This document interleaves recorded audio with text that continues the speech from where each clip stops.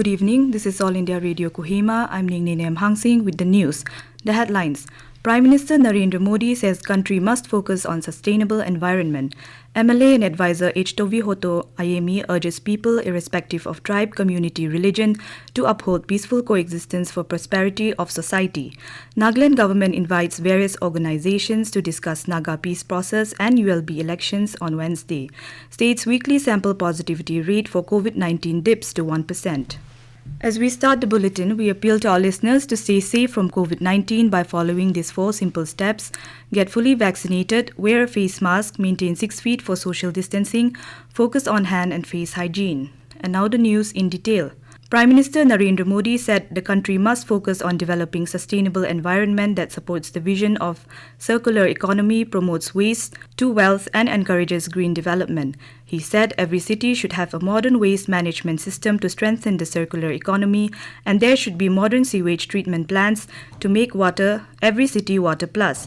He said this after laying the foundation stone of rejuvenation and pollution abatement of Mula Mutha River projects in Pune, Maharashtra. Earlier in the day, he inaugurated the 12-kilometer stretch of the total 32.2-kilometer Pune Metro Rail project.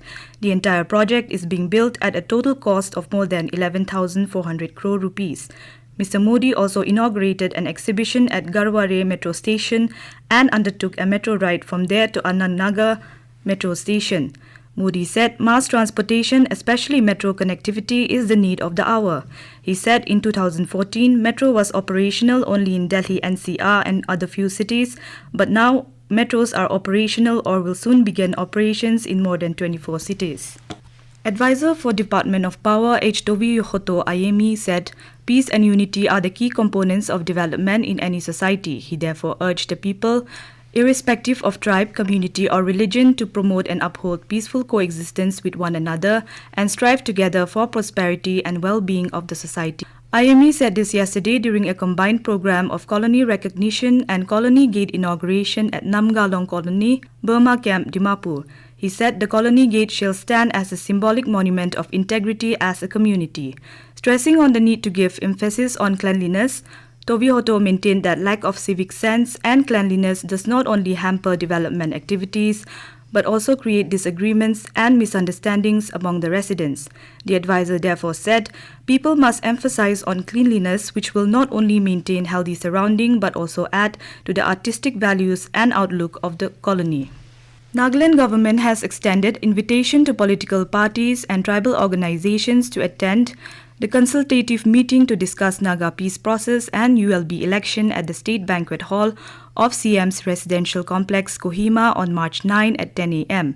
In a meeting notice, Home Commissioner Abhijit Sinha requested presidents of BJP Nagaland State Unit, NDPP, NPF, NPCC, JDU, RPP, LJP, NCP, Naga Hoho, Angami Public Organization, Ao Sandan, Chakasang Public Organization, Chang Khulei Setsang, Konyak Union, Khiamningan Tribal Council, Lotha Hoho, Phom People Council, Pochuri Hoho, Rengma Hoho, Sumi Hoho, Tikir Tribal Council, United Sanctum Likhum Pumji, Yimkyung Tribal Council, Zeliang People's Organization, Nagaland Garo Tribal Council, Karbi Mikir Union, Kuki Inpi Nagaland President, Naga People's Movement for Human Rights Secretary General and convener Global Naga Forum, along with 2 representatives each to attend the meeting.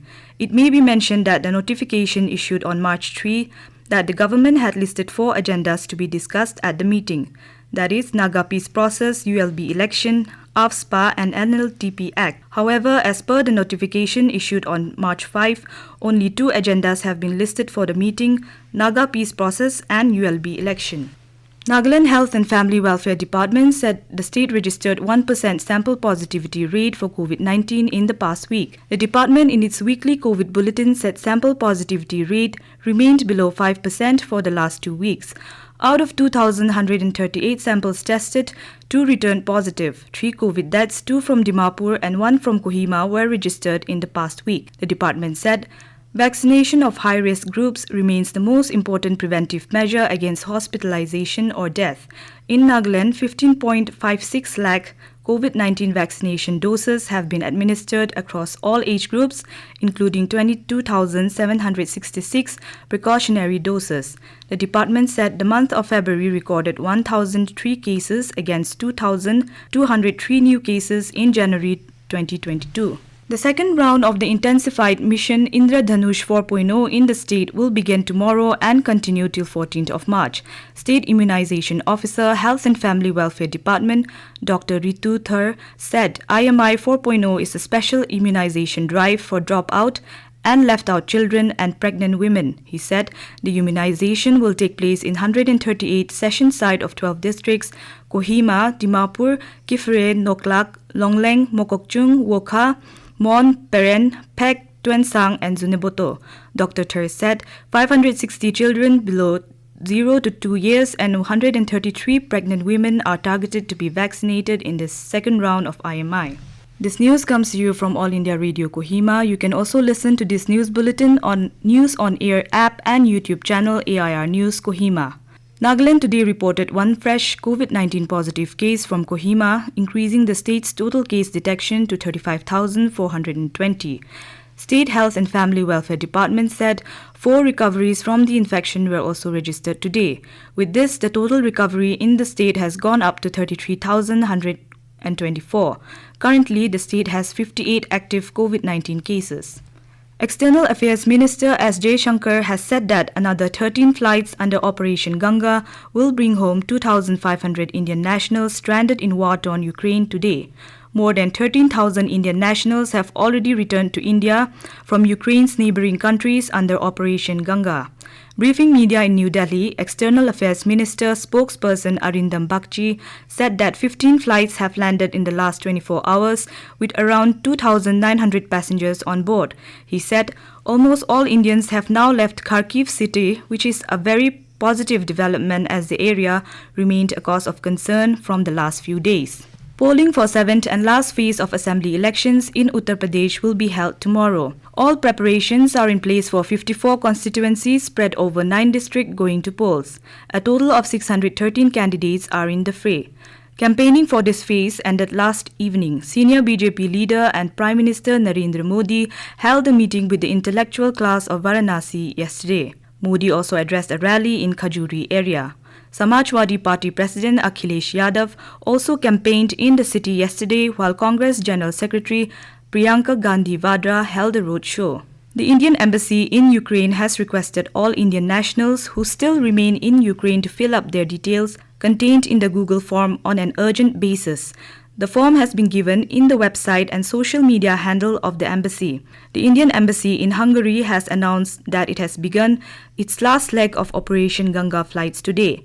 It said all those students staying in their own accommodation other than arranged by embassy were requested to reach Hungary city center Rakoczy in Budapest between 10 a.m. to 12 p.m.